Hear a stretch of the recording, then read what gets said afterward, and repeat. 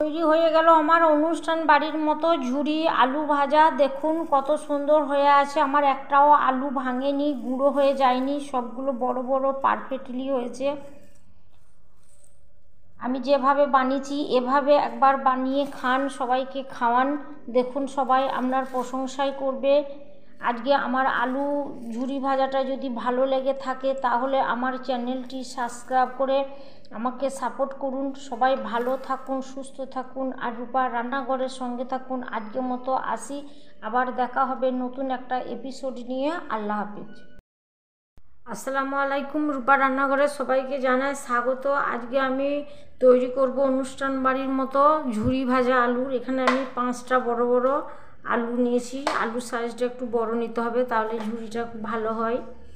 এখানে আমি নতুন আলু, ফ্রেশ আলু, এখানে জ্যোতি আলুটা নিতে হবে। জ্যোতি আলু নিলে খুব ভালো হয়, জ্যোতি কিংবা চন্দ্রমুখীর, না হলে আপনারা যে কোনোই নতুন আলুই নিতে পারেন। এখানে আমি 5টা আলু নিয়েছি। এবার আমি আলুটাকে প্রথমে ছিলে নিচ্ছি। আমার সব আলুগুলো খুব সুন্দর করে আমি ছিলে নিয়েছি, দিয়ে ধুয়ে ভালো করে জলে পরিষ্কার করে নিয়েছি। 2-3 বার করে ভালো করে টিপে টিপে আলুগুলোকে কাচলে আমি ধুয়ে পরিষ্কার করে নিয়েছি। আলু কালারটাও আমার চেঞ্জ হয়ে গেছে, একদম সাদা হয়ে গেছে। এবার আমি এখানে একটা ব্লেডার নিয়েছি। এবার এভাবে নিয়ে আমি এভাবে করে লম্বা করে গ্রেড করে নেব। আপনাদের কাছে যেরকম থাকবে সেরকম করে নিতে পারেন। আমি এভাবে করে নিচ্ছি।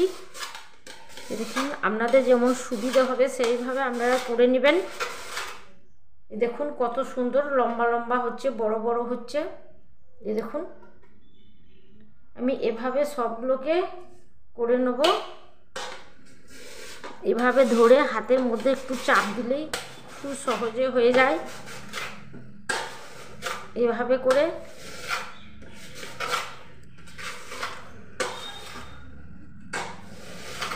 খুব সাবধানে করে নিতে হবে, হাতে যেন না লাগে সেইভাবে।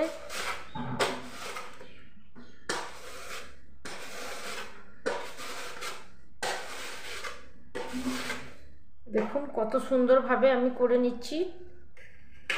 এভাবে আমি সবগুলোকে করে নেব। আলু খুব সুন্দর করে গ্রেড করা হয়ে গেছে। দেখুন আমি কত সুন্দর করে নিয়েছি। এবার আমি ভালো করে জলে ধুয়ে পরিষ্কার করে নেব। এবার আমি ধুয়ে ভালো করে পরিষ্কার করে নিয়েছি। এবার আমি জল ঝরিয়ে নিচ্ছি। জলটাকে একটু ভালো করে ঝরিয়ে নেব। দেখুন দেখতে কত সুন্দর হয়েছে।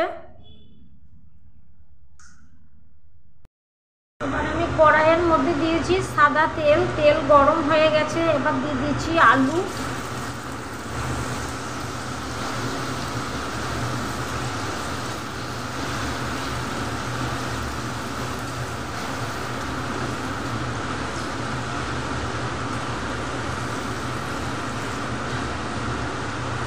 ডুবো তেলে আলুকে আমি ভেজে নিচ্ছি।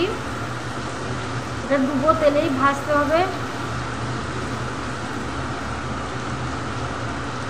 গ্যাসের ফ্লেমটাকে লো টু মিডিয়ামই করে রেখেছি, বেশি হাই করিনি। বেশি হাই করলে আলুটা মুচমুচে হবে না।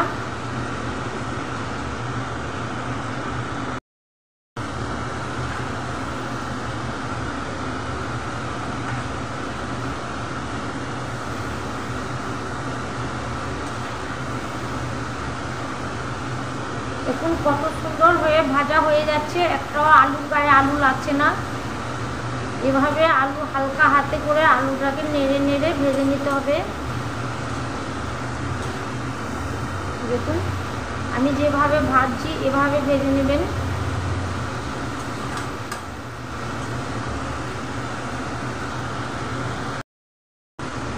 এবার আলু কালারটাও আমার চেঞ্জ হয়ে গেছে। আমি খুব হালকা হাতে এইভাবে উল্টে উল্টে ভেজে নিচ্ছি।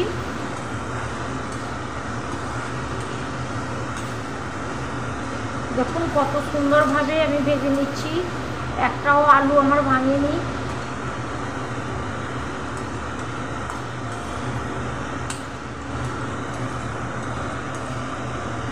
আমি আর বেশি লাল করব না। এবার আমি তুলে নিচ্ছি।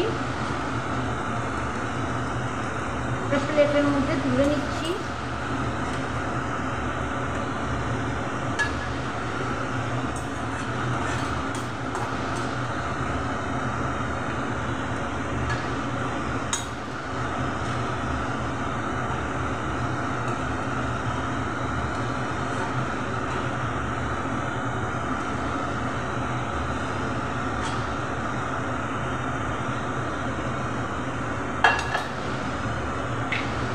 সেম আবার আমি আলু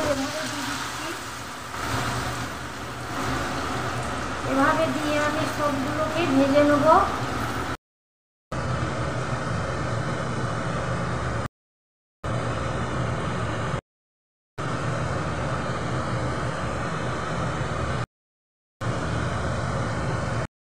তেলের মধ্যে আমি কয়েকটা চেনা বাদামকে খোসা ছাড়িয়ে নিয়েছি, সেটাকে আমি ভেজে নিচ্ছি।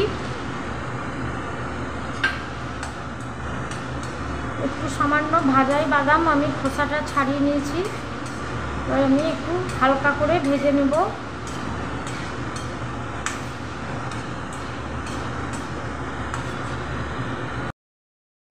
বাদাম ভাজা হয়ে গেছে, এবার আমি তুলে নিচ্ছি।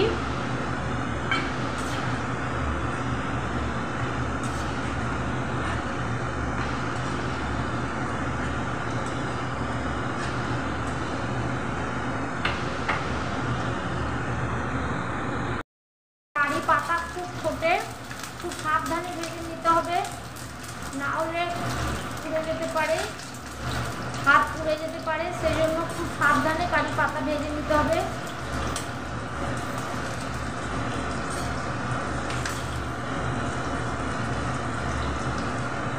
এবার ভাজা হয়ে গেছে, আর লাল করব না, এবার আমি তুলে নিচ্ছি। এবার ছড়িয়ে দিচ্ছি বাদাম, ভেজে রাখা বাদাম ছড়িয়ে দিচ্ছি, খুব সুন্দর করে সাজিয়ে দিচ্ছি। দিয়ে দিচ্ছি কারি পাতা,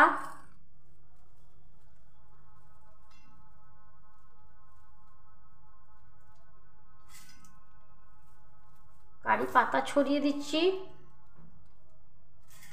দিয়ে দিচ্ছি লঙ্কা ভাজা,